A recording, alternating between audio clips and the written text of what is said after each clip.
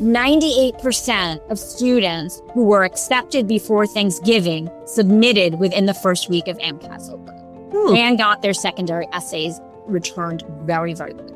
The reason that I feel it's important for students to try to apply early is just because we know what's ahead for them from the stress standpoint. We know when those anxieties peak.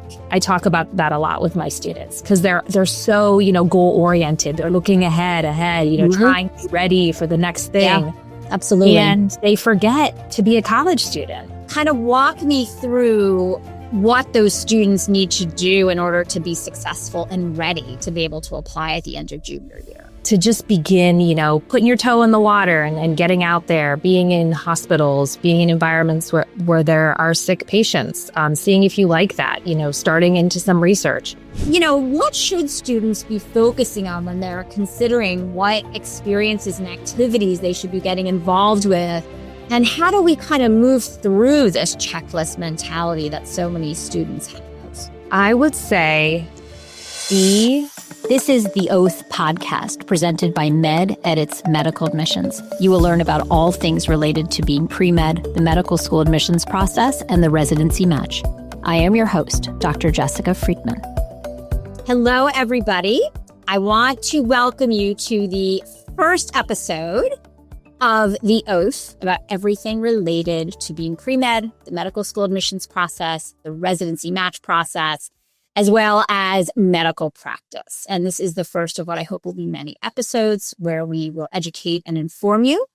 For those of you who don't know me, my name is Dr. Jessica Freedman. I am the chair and founder of Med Edits Medical Admissions, and I am an emergency physician, and I was on faculty at the Icahn School of Medicine at Mount Sinai, and I founded Med Edits in 2007. In fact, while I was still on faculty, things were not supposed to be done that way back in 2007, but I did start the business while I was still on faculty. And I've had Med Edits since then. I've brought on an amazing group of faculty, a fantastic group of editors, and we have been helping thousands of students since 2007 get into medical school, get into residency. And I am super excited today to introduce my first guest, who is Laurie Tansey. I met Laurie while we were both at the Icahn School of Medicine in Mount Sinai, where Laurie worked in the Office of Student Affairs. And before that, she was on admissions committees as well at Northwestern and UCSF. And I always said to myself, if I ever need anybody to work with me, if Med Edits grew, I'm going to call Laurie immediately. So in 2011, when I needed additional faculty, I called Laurie, and thank goodness she was available. And Laurie has been working with us as one of our top faculty members since 2011. So I'd like to crazy. It's crazy. I know it's gone so quickly. We're the matriarchs of admissions, Jess. Yes, we are. Yeah, not fair. We know it all, and we've seen it. We've seen the history, and revolution that gives us amazing perspective. Mm-hmm. So for our first episode, I thought it would be good to sort of do a nice broad topic and, that would cover a lot of bases and answer a lot of the questions that I know everybody has. So for our first topic, we're going to be discussing, am I ready to apply to medical school? And in doing so, we're going to be talking about the overall timeline and the overall process. So we're just going to go ahead and we're going to jump right in. And I just want to welcome all of you. And, this is a really important topic as our first topic because it's going to kind of really form the foundation for our pre-med students. Whether you are years away from applying to medical school, whether you're applying this year, whether you're applying next year, this is going to answer a lot of those basic, fundamental, foundational questions that you might have. And then we obviously will be able to do, hundreds, thousands of additional episodes about topics that we're going to bring up today. So just to kind of start, and, I'm going to ask Laurie her opinion on all of these things, as we kind of go through the outline for this initial episode. And, and I'm going to, add my 2 cents as well. And, we're just going to sort of discuss this. So, I hope you enjoy this. So just to start, I want to talk about a student's self-assessment. How does a student know if and when they are ready to apply to medical school? So I've heard a lot of people talk about like, can I? Yes, but should I? Is this the right moment? And I think it's a question people have to continually revisit. And if I have students that I've been working with over time, sometimes you can sort of glean through messaging and, discussions, like some trepidation. And so I'll just go back to that question and ask them. I'll say like, let's kind of go back and just like check in. Do you still want to do this? And it's such a long process, the educational process. It's so expensive. And now there's so many other options for ways to contribute in healthcare that I think it's really worth continuing to think about it. But I mean, yes, there are certainly some markers, some concrete markers for if you're ready. Obviously, the first being GPA and MCAT. And then beyond that, I think you have to really make sure you know what you're getting into and make sure that you can show that you know what you're getting into. And that's through evidence and experiences. So, we talk a lot about with our students, this evidence-based admissions. In the evolution of admissions, this is where we are. And so I think there's a lot of ways to think about, evidence and, if people that know you well are saying that you seem ready, if, letter writers are enthusiastic, if pre-med advisors are giving the green light, all of that is good data. But I think, it always goes back to the student. They have to really be ready for this. And it takes a lot of confidence to go through this process because you can get really a reality check going through this process. No, absolutely. So going back to some things that you mentioned, I mean, let's kind of hone in on, GPA and MCAT initially, because that's always a question we get. What GPA do I need to get into medical school? What MCAT do I need to get into medical school? If a student were to ask you that, what would you say? How would you, kind of guide them in terms of what they need to be successful in the process? Just those initial sort of fundamental metrics. Right. So I ask, what are your goals? Do you want to go to medical school? Would you be happy just going to any medical school? Because they're all, honestly, in the United States, 99% of them are great. I truly, this is not college admissions. This is so different. It's a very small amount of schools we're dealing with. And if they say, I want to go to, top tier, I don't love hearing that, to be honest, because I think it kind of, you need to just take an open-minded approach to this. I always, say to students, can you just stay open-minded a little bit with me here and see how this goes? And, you might be surprised. But I just, you go to the data, you go to the AAMC, you cannot let students use bad sources. There's a lot of, chatter out there. So obviously the AAMC data is great. The schools contribute to the MSAR, which is the Medical School Admissions Requirements Resource Tool. That's really the most vetted data.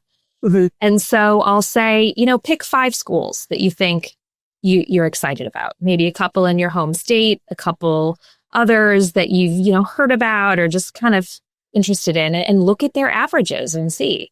That'll give you a really clear picture on where you need to be with your MCAT and with your GPA.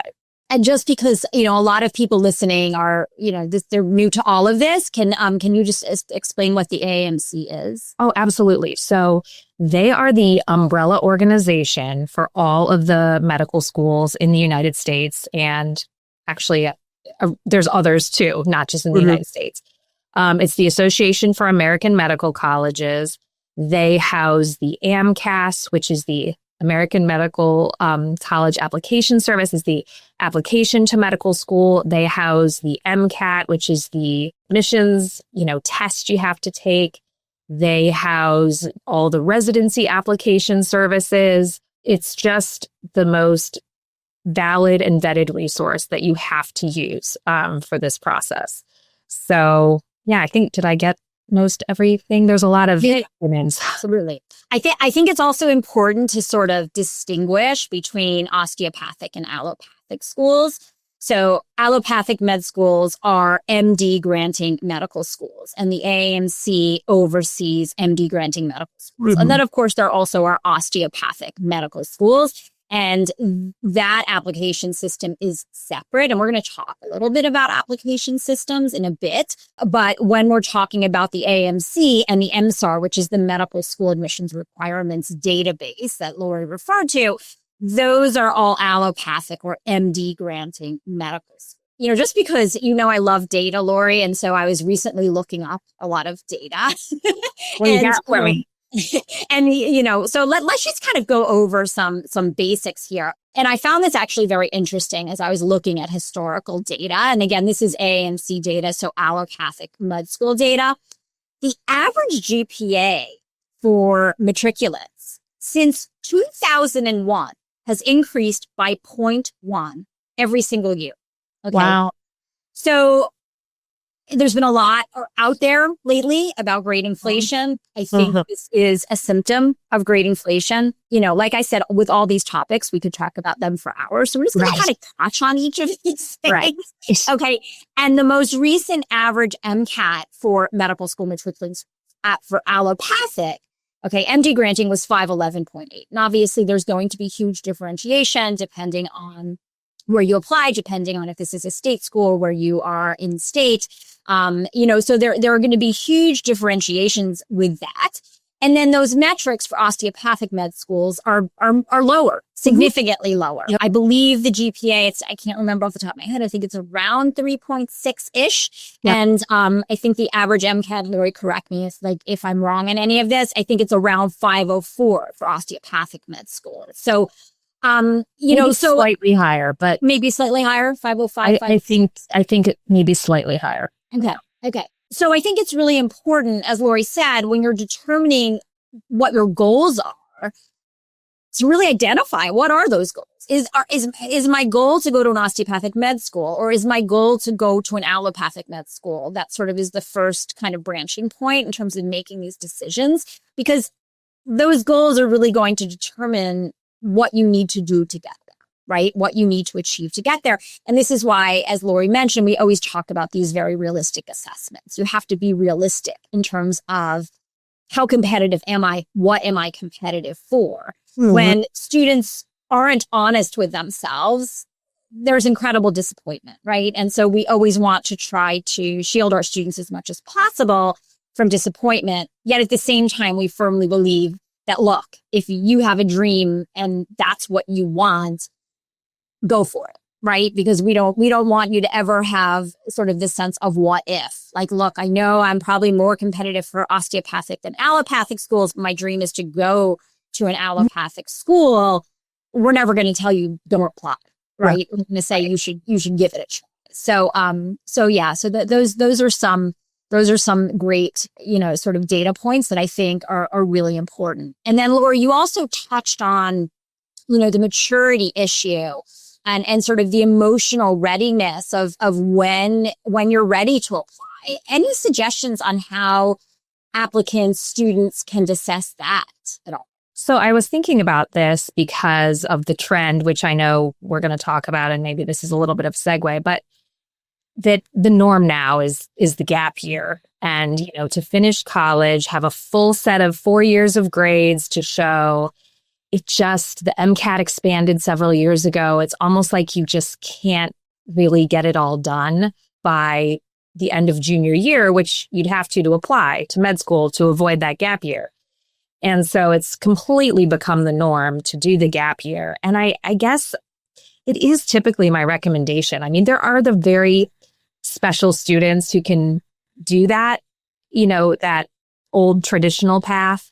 But I think it gives people a lot more flexibility, a lot more latitude. Life happens, things go wrong. It gives you a little wiggle room. And so I do feel like the students I've worked with who have applied, after senior year, who have had that, gap year to work or, do whatever. Honestly, it's the sky's the limit when it comes to the gap year, really. Assuming you have everything else kind of done that you need to do. So, yeah, I think it's really case by case, Mhm. honestly. Yeah. It really is.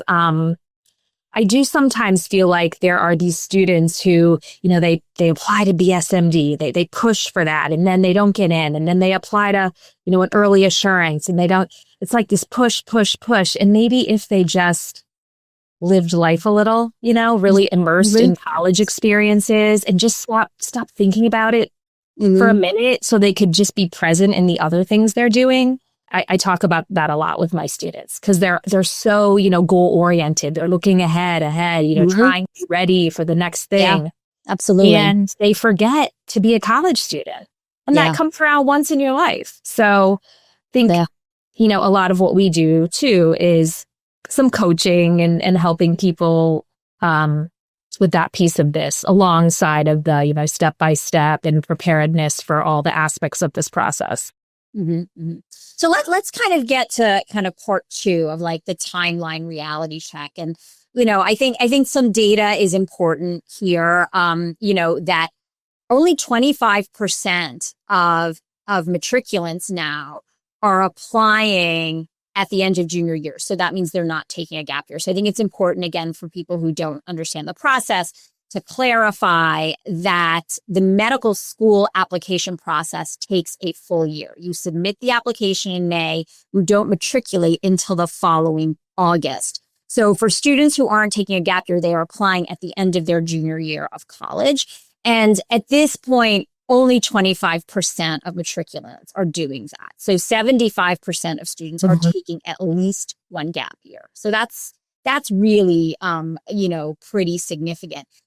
For those who really do want to, if it is their goal to be applying at the end of junior year, kind of walk me through what those students need to do in order to be successful and ready to be able to apply at the end of junior year.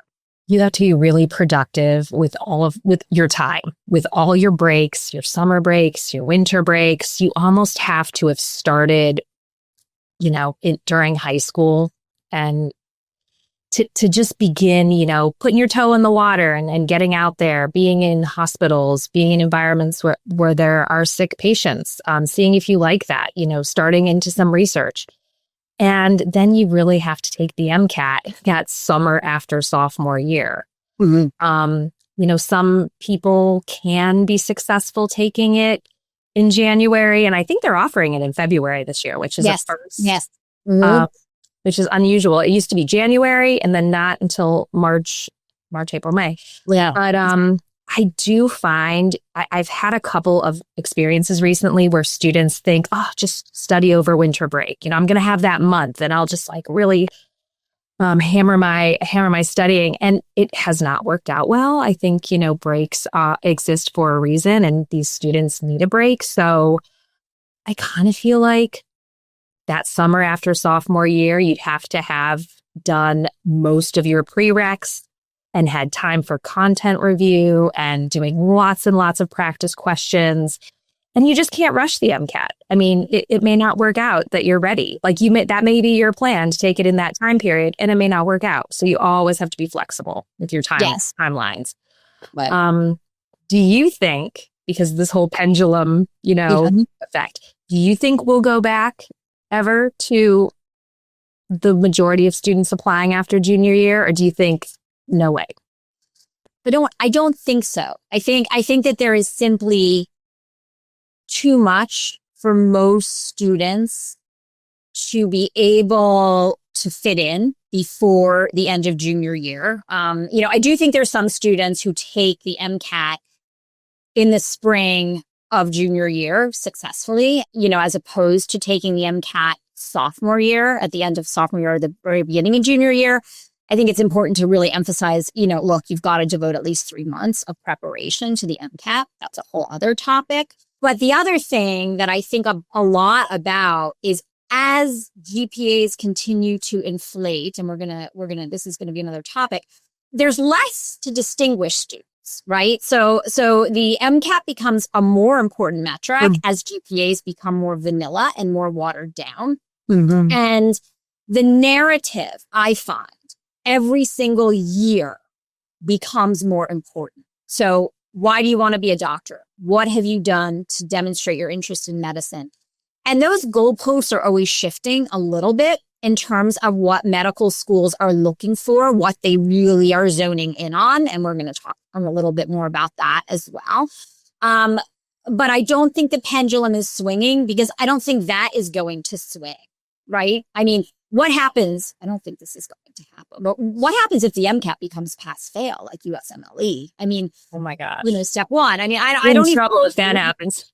because then we have no metrics as far, So, but I'm just saying, I think, I think that the experience profile a student has is becoming ever more important. I don't think that's becoming less important. I think that's becoming more important. And I think that in order to develop an experience profile, that requires time. Right. So yeah, I don't see that changing, honestly. But, this is where I get a little, there's certain things that make me crazy about this. Like, I love this job. I love this topic. I love working with the students. But, the whole thing has sort of become a runaway train. You and I talk about this all the time. Crazy it's gotten, and they just keep layering in more and more and more and what they want from these students. Yes. And we have gotten so far away from where I started, which was you got a great GPA, you got a great MCAT, you finished junior year, you've done, maybe like a little bit of this, a little bit of that, you're good. Like, it was very much based in numbers. And I've heard it argued that all of this other stuff doesn't really maybe change who should go to medical school that much. And what kind of doctor you're going to be. Yeah. Yeah. I do think it's become excessive, but I honestly think and we're not going to get totally off topic here because this is about medicine and pre-med, but I do think that every admissions process at this point, whether that's college, whether that's even private high schools, whether that's applying for a job, I think that all of these processes have become sort of too complex. They've become very complicated. All of the students, whether they are pre-law, whether they are pre-business, it doesn't matter what it is that they want to do.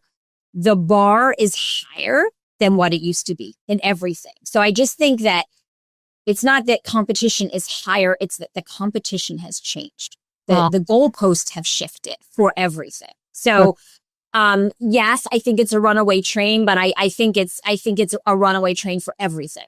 Regardless of the discipline. So I think, I think that's more of sort of a societal issue. I think that has a lot to do with how people apply. I think that has a lot to do with like the fact that you can click and apply to so many things all at once.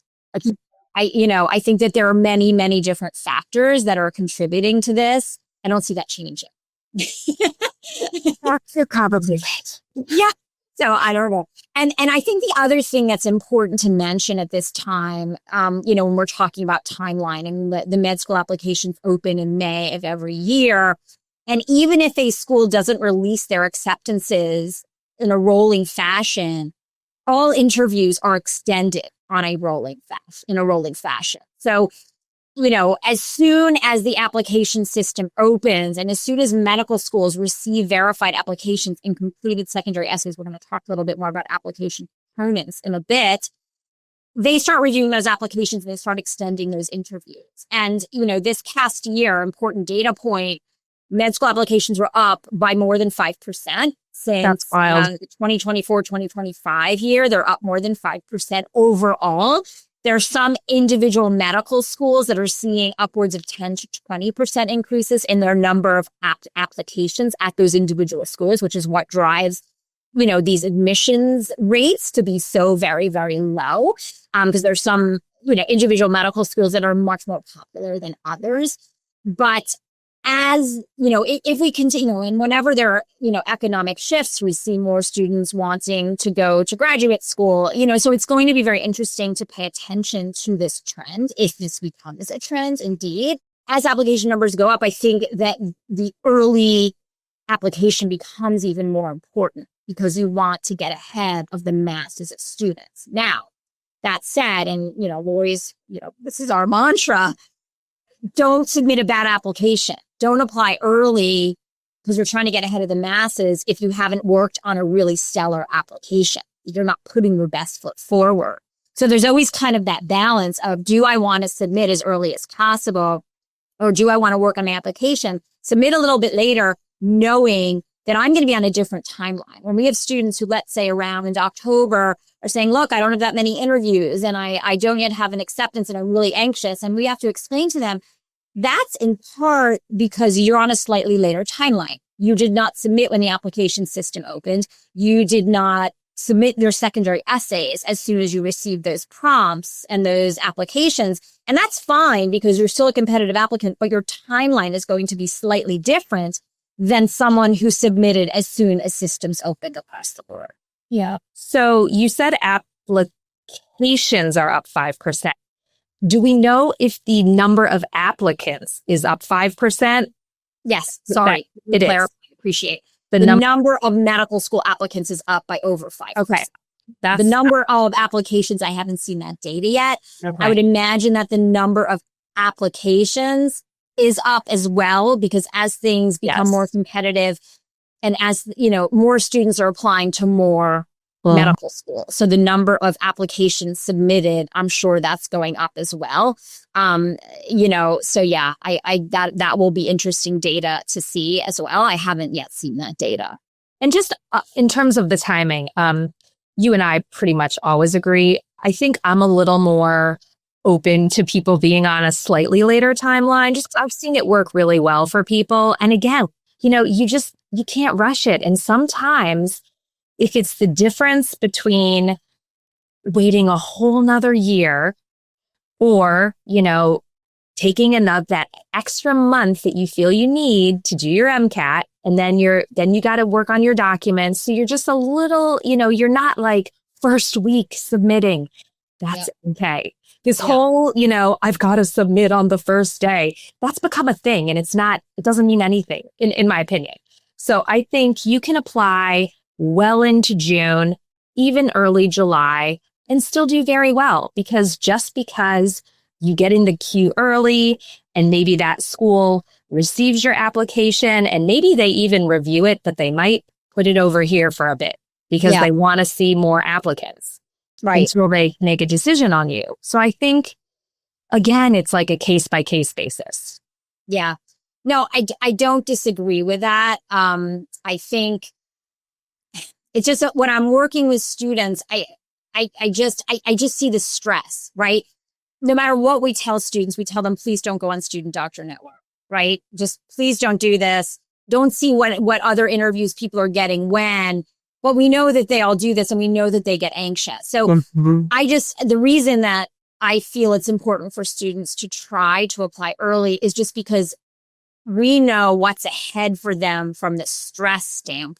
We know when those anxieties peak. And so I think that if a student can avoid that by applying early as opposed to, waiting or, back and forthing with us on documents, when we really think things are submission worthy. Yes. That brings up a whole other topic of when we're done with your documents. That's another episode. But, just sort of seeing the anxiety that students have when they haven't submitted early and versus students who are already in by Thanksgiving, right? It's a totally different mindset that those students have.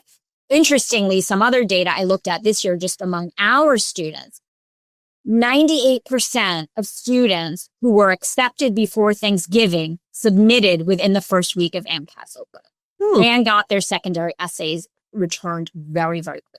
Okay. So to me, that is super striking data. And so all of those students who have acceptances by Thanksgiving, there's no stress for them. They feel really good versus our students who let's say submitted the end of June, maybe really like they were busy. They didn't get their secondaries done as quickly and they don't have acceptances yet, even though we're anticipating they're getting acceptances. Right.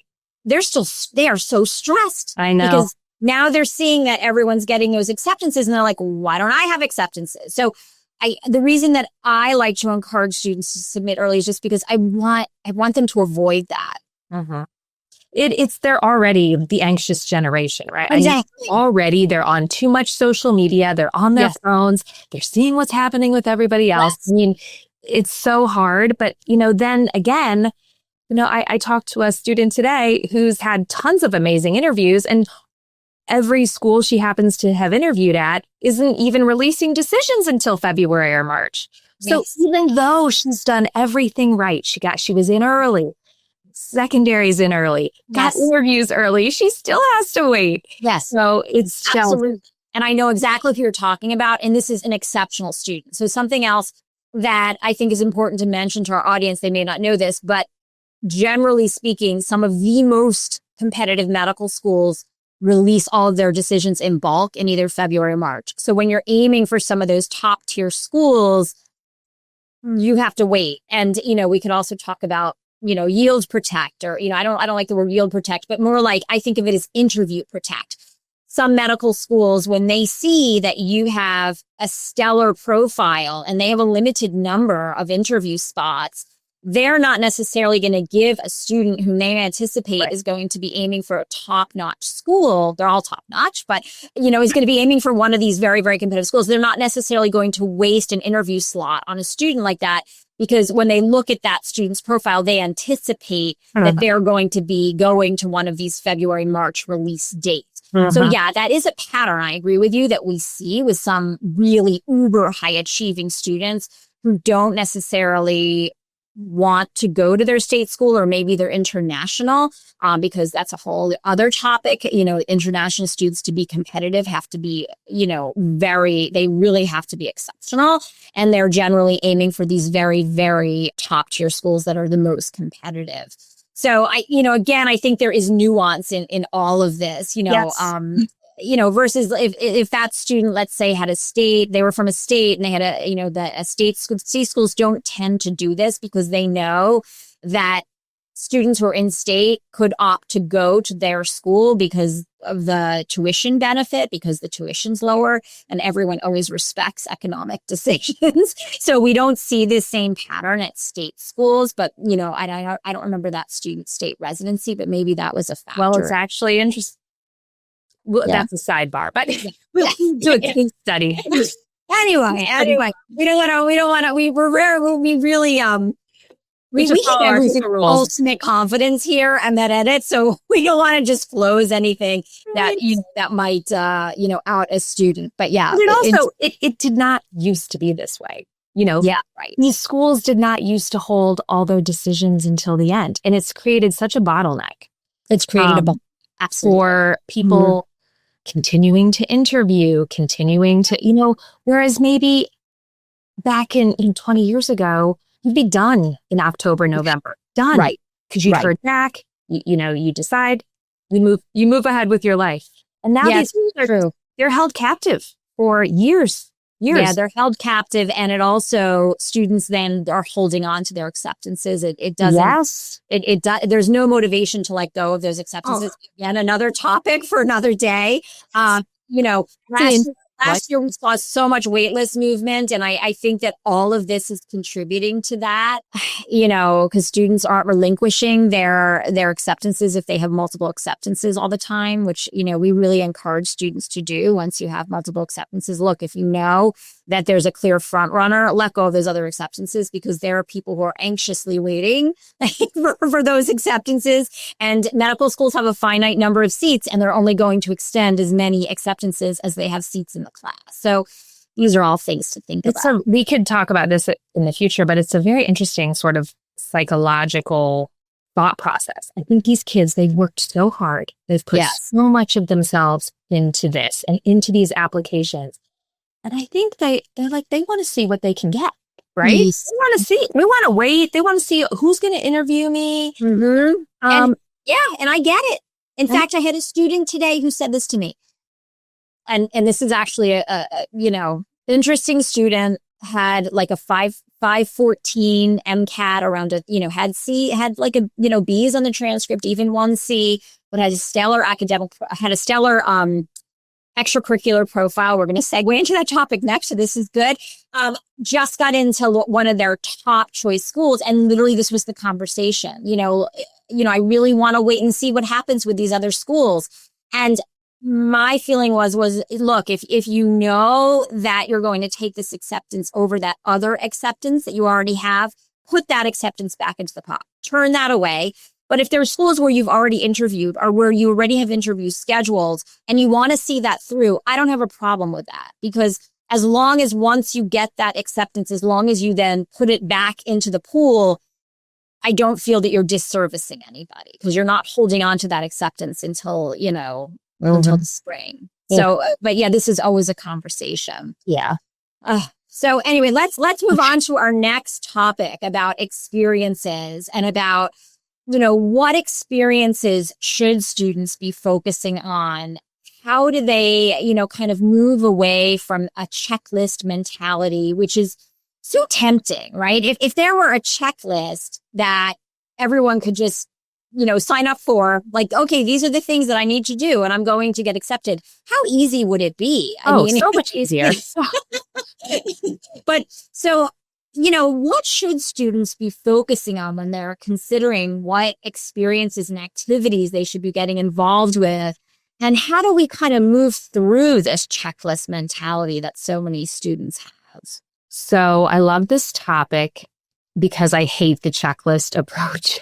Yeah. And I love to see when students have done things different. I'm like, wow, I've never seen this before, because, we get used to seeing the same activities over and over. And really with medicine, you're dealing with the public, you're dealing with people who don't feel well, people who are in pain, people who are aggravated, annoyed. So really almost any experience that you might be interested in college, you can then transfer those skills that you gain to the practice of medicine. I think through effective articulation on your application, you can totally do that. So I always push back and say, well, how do you like to spend your time? What do you want to do? What kinds of environments do you like being in? And go from there. And don't just feel like you're kind of, okay, well, I'll go volunteer at the hospital and patient transport. Not that there's anything wrong with that. If you kind of want to move around the hospital and see what's happening, that can be great. But the opportunities are really endless. And so it's sort of like, what do you like to do? Now, ideally, it has something to do with people. You're interacting with people in some way. You're either directly kind of communicating with them or taking care of them on a very basic level, or you're serving them in a, more altruistic way. And then, of course, somehow research just became so important to medical schools. Yeah. And I've heard it argued that, why are we focusing so much on research? Because research is not patient care. And what you're going to medical school for is to take care of patients. Now, we know that these top tier medical schools are training academic physicians, and they need to be able to do it all. They need to take care of patients and conduct research and, do teaching and all of that. So, for some students, if you love research, great, you can spend time there. But if students really don't, I say, okay, well, what do you want to do? Maybe being a TA, maybe the teaching is kind of their thing. It's like, what is your thing? And then let's figure out, what you can do in those couple of areas. And if we had to kind of break it down, sort of in terms of categories, because there kind of are categories that the med schools look for. They look for scholarly work of some sort, whether that is, and that usually comes in the form of research. They look for community service work or advocacy work, involvement in your community. And then, of course, they look for exposure to medicine in some capacity. It doesn't have to be clinical work. It can be some type of very in-depth, community service related activity that relates to medicine in some capacity. And I think that one of the things that med schools are looking for above all else at this point, and that can come in many of those different buckets, is working in what I think of as the crevices of communities, where you're understanding communities, you're understanding people's perspectives, you're understanding, their challenges and how they're suffering, and, And, as an emergency physician, this is nothing new. I mean, I advocated for patients every single day when I was in practice, because that's what you do as a physician. You're an advocate. You're always an advocate. So I think that med schools now, and I don't think it was like this back when I applied many, many, many moons ago, but I do think that med schools want to see that you understand the importance of advocacy and how to advocate for other humans, for other people. So I think that your work needs to demonstrate that. I don't know what those thoughts are sort of on these different groupings, and obviously something that I always, express to students is, look, the balance of, whether you have more of this type of activity or whether you're more of that type of activity, that has to be organic and then has to be authentic to you. Med schools do not want cookie cutter applicants, and they don't want a whole class of students who all look the same and who have all done the same things. So I think it's important, as you are exploring what's important to you and what you want to get involved with, that you really seek out those opportunities that are the most authentic to your interests. Oh, yeah. I mean, and of course, I completely agree. If that is your thing, great. I think where I sort of bristle is the fact that we are training clinicians. We want people to be able to figure out what's going on with this patient, hopefully offer them some treatments, something to, help them live a more fulfilling life. And somewhere along the way, it seemed to all get so kind of hijacked toward all these little advocates, And so, when I see a student who's an artist, a musician, a runner, and I know how much time they are putting into an activity like that and how much attention to detail and discipline, some of those things take, to me, that speaks volumes. But that's my bias. And of course, there's lots of people reading applications, and you don't know who's going to read yours. So that's why you can't pander. You got to be yourself. You got to put out, your best package and hope that it lands with a reader, because there are so many different types of readers of applications. And I remember it was so kind of you, because, I kind of worked my way up in this whole medical, education world. And I think you wanted me to join you because you said I was kind of bold in my admissions committee meetings, things I would say. And I think it's because it's kind of goes back to that. I'm not afraid to say who I think is going to do well, in this environment based on my experience of who I've seen do well. So, you don't all have to be researchers, and you don't all have to be advocates. You can be other things too, that demonstrate wonderful qualities. Yeah, right. And it is about demonstrating those competencies. Again, another topic. But yes, I think that's a really important point, that people always sort of say, well, what does this school want? And it isn't really what does this school want. I mean, granted, schools have missions, and med schools are now supposedly going to be focusing more on mission-based admissions rather than holistic admissions. Holistic admissions is still going to be there, but there really is now a push towards mission-based evaluations. But I agree that that students should pursue the things that they really want to pursue that are true to them, and that individuals on admissions committees have opinions. So no matter how much bias training there is, this is something else I would say to people, no matter how much bias training there is, everyone has biases. I just don't think you can completely erase them. Everybody has preferences, and a lot of that's going to depend on their own personal experience, their own personal path, and the other, what else they have seen. We certainly see, I think, Laurie, every single year that our varsity athletes do unbelievably well in the admissions process, because to be a varsity athlete in college and be pre-med requires so many qualities and characteristics that, that are also applicable to medicine and medical practice and residency. But I also think it's about sort of finding that interest and then figuring out how to segue that interest into something else. So I forget what the organization name is, but a runner, it's the Achilles organization, I believe. Okay. We have a rowing student who is involved in something called Row New York or Row LA. They have which, introduces rowing to Yeah. people who otherwise wouldn't have access to, rowing, because it's, one of those sports that requires a lot of money and access. So I think there are ways to take your interests and to apply them to activities that you would fundamentally enjoy that are related to your interests, but are also satisfying, what med schools want to see in you, Yes. Teaching, obviously. I agree. What I just don't want to see happen is someone comes out of high school, they get to college, they drop certain passions because they think, okay, well, I'm pre-med now, so I have to do this. Instead of really, kind of being creative and thinking, well, how could I, maybe do this, but in a patient care environment? Like, go work with a pediatric inpatient, unit and do your artwork with the kids or something like that. That's great.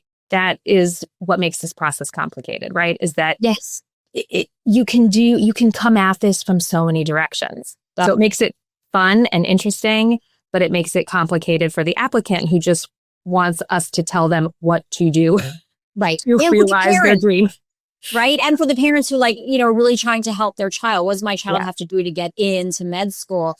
And I think that's also why, you'll find formulas online and, quizzes like, can I get into med school? And it's so not formulaic. I mean, when we're evaluating a student and we're trying to assess whether or not they are ready to apply to medical school and whether or not they're going to be successful, there's so many factors that we're looking at, beyond metrics. I mean, I remember last year we had one student who had great metrics. I think like a 3.9 GPA from a very highly, or very highly regarded undergraduate institution. I think 5.17 or 5.18 MCAT, but really was lacking on community service and also just sort of consistent involvement in medicine. It was sort of one of these students who knew they wanted to be a doctor, totally hardworking, so smart, but sort of, it was obvious. They said, okay, this summer I need to do X, Y, and Z to show that I'm interested in medicine. It wasn't organic. It wasn't authentic. It was very checkboxy. And we explained that to the student, this is going to be tough because yes, you've got the metrics, but the narrative isn't there. The experience profile and the continuity and the longevity isn't there. And, and we recommend you get these experiences in sort of a more longitudinal way. And they didn't get in the first time and sort of thought, okay, I'm listening to you, but I'm going to try anyway. And, simultaneously gained those experiences based on our guidance.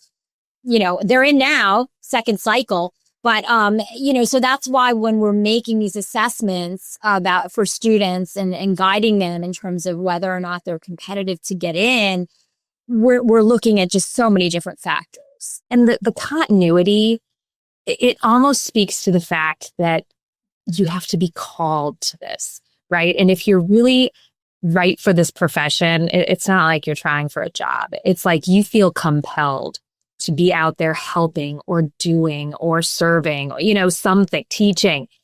And so that, I think, that continuity really comes through in the students that are in this kind of for the right reasons and who are really going to be good at it. And that's the thing that like an astute reviewer can just so easily see, know? And they can so easily hear it too, right? So once you get invited for an interview, then it's largely about the interview performance, right? I don't like saying performance, but the interview experience. And you're not performing, you're having done with somebody. And that's when they really can tell, right? I mean, so it's not just about what you put forth in written documents. It's also then about how authentic and how fluent are you when you're speaking. And this is where we come back to that maturity as well. Right.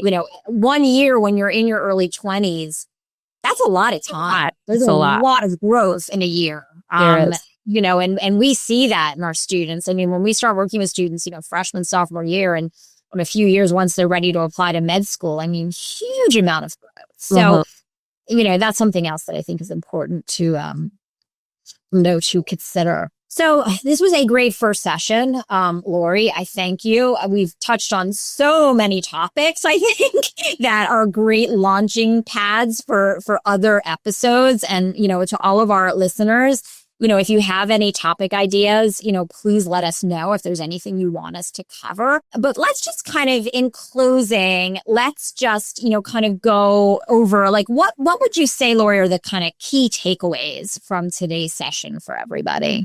I would say be confident in doing this in a way that's going to work for you, but realistic. I mean, look at use the data, use a trusted advisor. That person can be at your undergraduate school. Hopefully there's someone good there. There's a lot to know. It's very nuanced. That's where, we can be of help, and the right resources can really be of help. And I guess my final thought, and maybe this is a topic for another episode, but this isn't for everybody.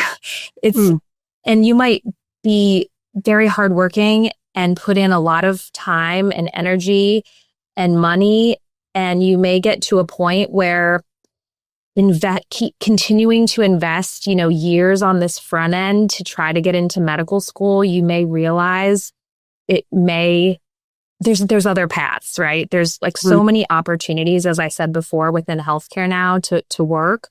And so I think being really honest with yourself and looking at all the options. Yeah, I agree. I think that the key is making an honest assessment of, am I ready to apply? Do I have the metrics to reach my goals? What are those goals? Be honest about what is attainable for you. Mm-hmm. And then also honestly evaluate your experience profile. Do you need more experience? Do you need more longitudinal experience? And is your path authentic? And can you talk about your path authentically? Can you write about it authentically? And can you talk about it authentically? Don't be in a rush, because it takes some time, And I'd say those are my key takeaways, is to be honest about your assessment. So I thank you all for being here. Again, my name is Jessica Freedman. I'm the chair and founder of Med Edits. This is Laurie Tansey. She's one of our senior advisors. I encourage you to subscribe to our podcast and to also join our Facebook group. We have a private Facebook group. If you are looking for help getting into med school, residency, fellowship, or need help with the pre-med path, we do all of this. So please visit our website, www.mededits.com. And thank you so much for listening to the Med Edits podcast. Thank you very much. Thank you.